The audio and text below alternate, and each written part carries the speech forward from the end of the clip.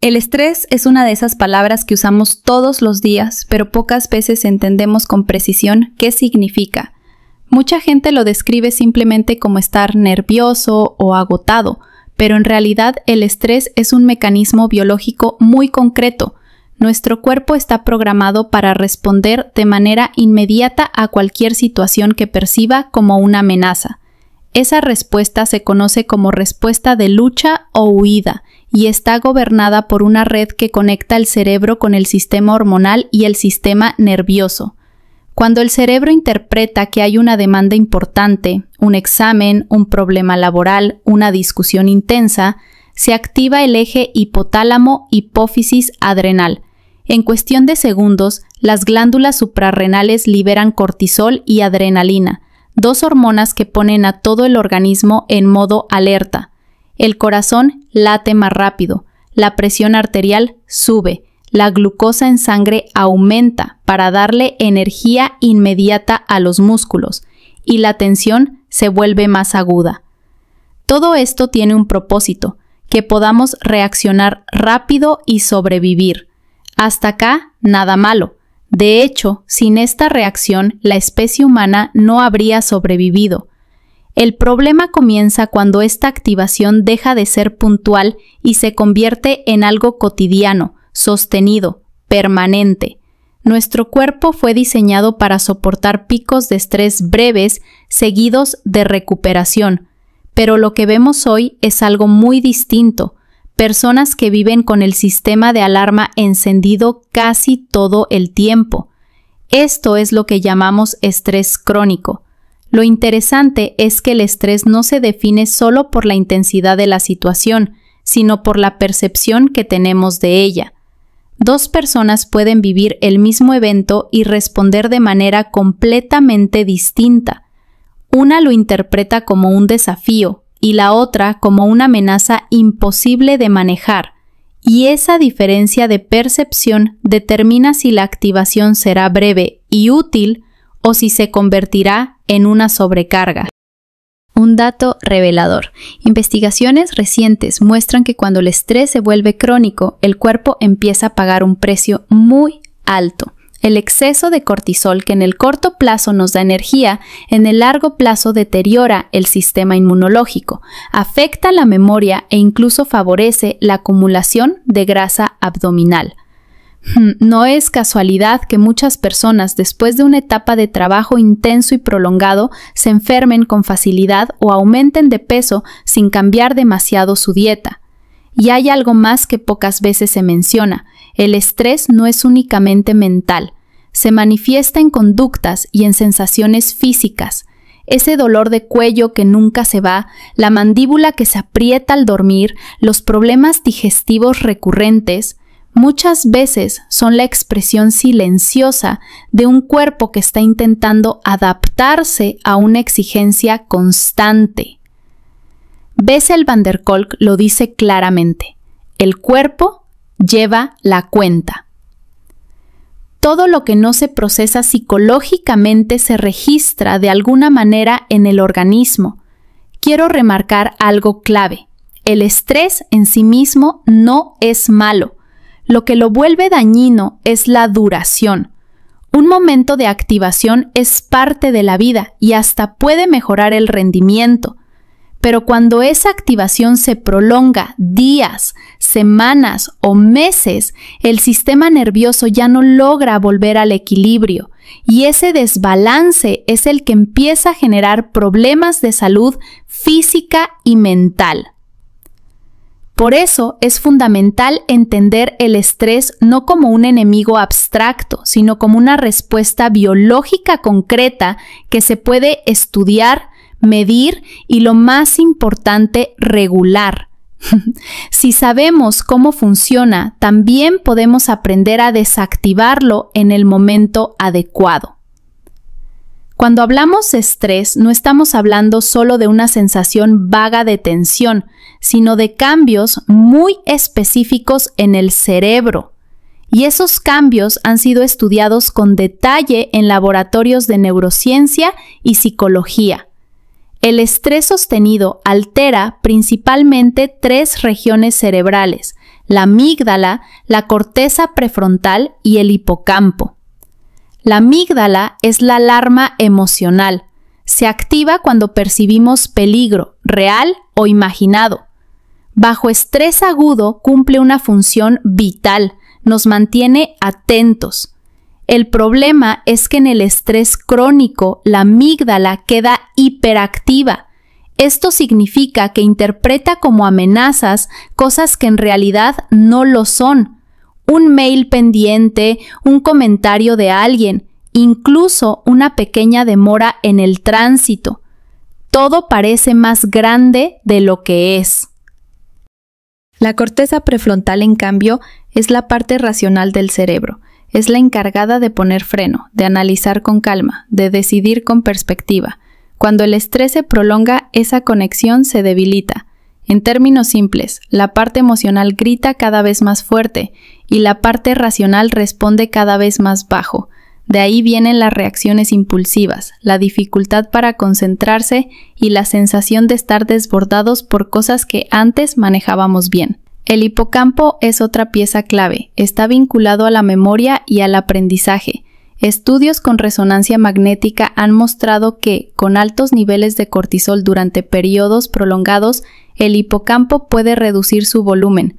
Dicho de otra manera, el estrés crónico literalmente encoge el área del cerebro que nos ayuda a recordar y a integrar nueva información. Por eso, cuando alguien dice, desde que estoy tan estresada me olvido de todo, no es solo una percepción, es un efecto real y medible. Un dato interesante, investigadores de la Universidad de Yale observaron que personas sometidas a presión laboral constante mostraban menos conectividad entre la corteza prefrontal y la amígdala.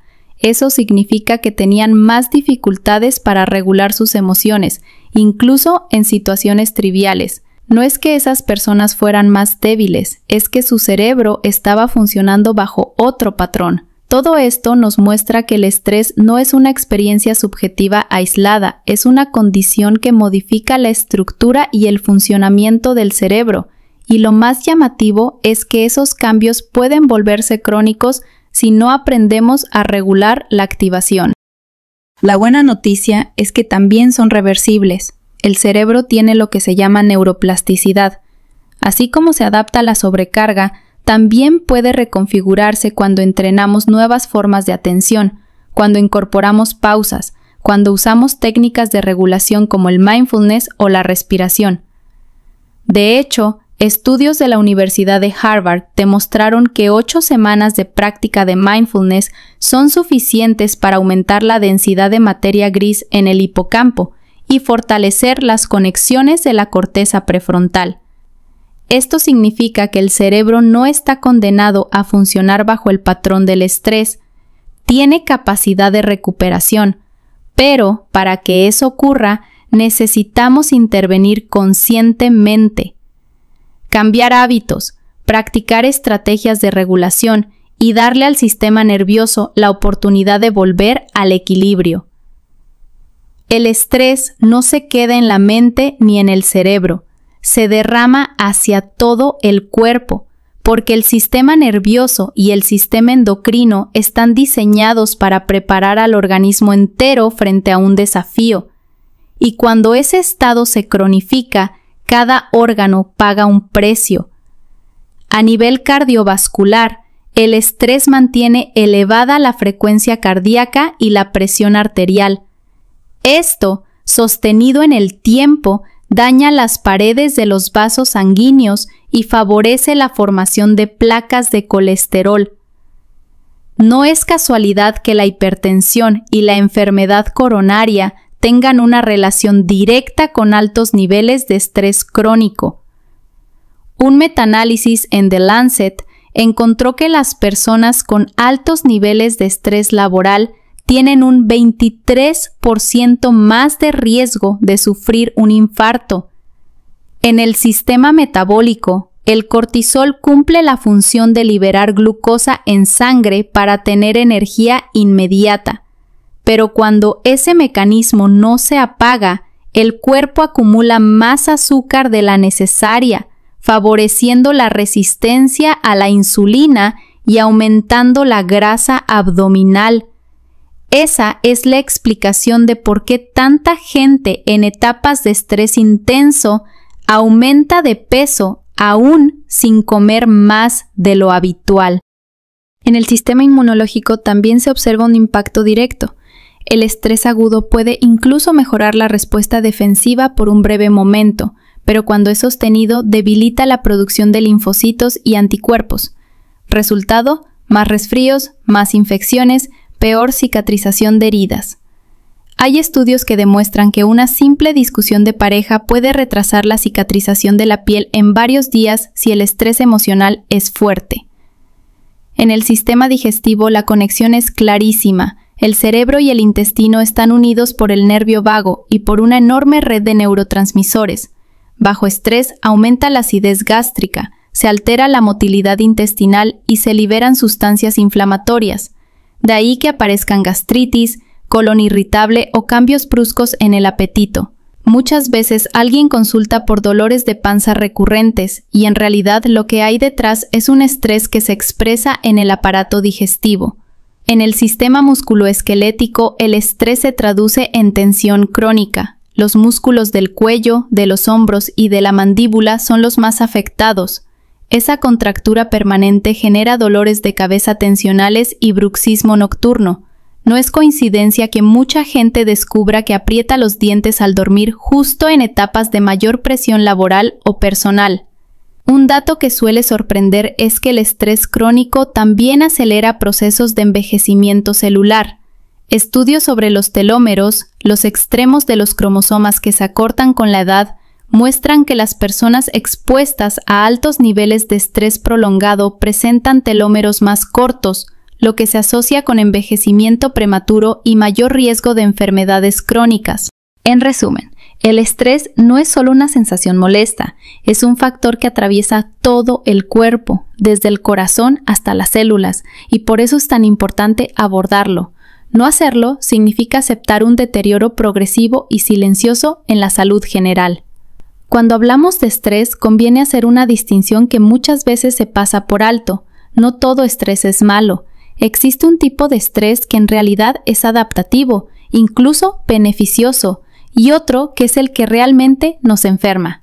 Los científicos suelen diferenciar entre estrés agudo adaptativo y estrés crónico desadaptativo. El estrés agudo adaptativo es esa activación breve que nos permite rendir mejor frente a un desafío puntual. Por ejemplo, antes de dar una presentación importante, antes de un examen o cuando necesitamos reaccionar rápidamente en el tránsito. En esos momentos, la adrenalina y la noradrenalina aumentan la atención, la memoria a corto plazo y la velocidad de respuesta. Es como si el cerebro encendiera un modo turbo diseñado para ayudarnos a dar lo mejor en una situación puntual. El problema es cuando ese mismo estado, que debería durar minutos u horas, se prolonga durante días o semanas. Ahí aparece el estrés crónico desadaptativo, también llamado estrés tóxico. En ese estado, el organismo no distingue si lo que tenemos delante es un examen real o simplemente la acumulación de preocupaciones. El sistema se mantiene encendido, el cortisol no baja y todo lo que vimos en el bloque anterior comienza a aparecer. Problemas cardíacos, inmunológicos, digestivos y emocionales. Un ejemplo simple. Imaginemos a una persona que tiene que dar una charla frente a 50 personas. Ese día siente nervios, la voz tiembla un poco, el corazón late fuerte. Eso es estrés agudo, normal y hasta útil, la mantiene atenta. Pero si esa persona sigue en modo alerta 4 días después, repasando mentalmente cada error, pensando en cómo fue percibida, durmiendo mal por la preocupación, ya estamos frente a un patrón crónico que desgasta en lugar de ayudar. Un dato que suele sorprender es que incluso prácticas cortas de 5 a 10 minutos al día ya producen cambios. No se trata de hacer largas sesiones aisladas, sino de incorporar la atención consciente en la rutina diaria. Por ejemplo, al comer, en lugar de hacerlo con el celular en la mano, dedicar unos minutos a sentir los sabores y texturas. Al caminar, prestar atención al contacto de los pies con el suelo y al ritmo de la respiración. Esos momentos, repetidos, funcionan como microentrenamientos que van moldeando el cerebro hacia un estado de mayor calma. Esto confirma lo que ya sabemos desde la neurociencia. El cerebro es plástico, se adapta a lo que practicamos. Si entrenamos la rumiación y la urgencia constante, se fortalece ese patrón. Si entrenamos la atención plena y la regulación, se fortalecen esas redes. Y lo mejor es que nunca es tarde para empezar. Hasta acá vimos qué es el estrés, cómo afecta al cerebro, al cuerpo, cómo lo alimentan los hábitos y de qué manera el mindfulness ayuda a regularlo. Ahora quiero darte estrategias prácticas, fáciles de aplicar, que tienen respaldo científico y que puedes empezar a usar desde hoy mismo para bajar la activación del sistema nervioso. La primera es la respiración diafragmática. En condiciones normales, cuando respiramos con ansiedad, el aire se queda en la parte alta del pecho, rápido y superficial. Eso activa todavía más el sistema simpático. En cambio, cuando llevamos la respiración hacia el diafragma, es decir, cuando el abdomen se expande al inhalar, se activa el nervio vago, que es el gran regulador del sistema parasimpático. Una técnica sencilla es inhalar contando 4 segundos y exhalar contando 6. Alargar la exhalación le manda una señal de calma inmediata al cerebro. Estudios clínicos demostraron que esta práctica, sostenida durante unos minutos, reduce la frecuencia cardíaca y la presión arterial. La segunda estrategia es el método 5-4-3-2-1, una técnica de grounding usada en psicología para cortar rumiaciones. Consiste en identificar 5 cosas que ves, 4 que podés tocar, 3 que escuchás, 2 que olés y 1 que saboreás. Parece un juego, pero en realidad obliga al cerebro a salir del piloto automático de la ansiedad y traer la atención al presente. Se usa mucho en terapia cognitivo-conductual para personas con ataques de pánico, y es igual de útil en situaciones de estrés cotidiano. Otra herramienta son las micropausas. La mayoría de las personas pasa horas seguidas frente a una pantalla sin levantarse. Eso es un error. El cerebro necesita cortes breves para resetear la acumulación de cortisol. En un estudio con trabajadores de oficina se vio que incorporar pausas de 2 a 3 minutos cada hora para estirarse, respirar o caminar unos pasos, redujo los niveles de fatiga y mejoró el rendimiento cognitivo. No se trata de perder productividad, sino de sostenerla mejor a lo largo del día. También es clave la higiene del sueño. Muchas veces pensamos que el descanso solo depende de cuántas horas dormimos, pero en realidad depende de la calidad del sueño. Para mejorarla, hay 3 reglas básicas. Cortar la cafeína al menos 8 horas antes de acostarse, reducir la exposición a pantallas 1 hora antes de dormir y usar la cama solo para dormir o descansar, nunca para trabajar o discutir. La neurociencia muestra que estas asociaciones condicionadas marcan la diferencia entre quedarse horas dando vueltas o dormirse en un tiempo razonable. Finalmente, quiero mencionarte la importancia del ejercicio físico regular. El movimiento no solo descarga tensiones musculares, también modula los niveles de cortisol y aumenta la producción de endorfinas y serotonina, neurotransmisores que elevan el estado de ánimo.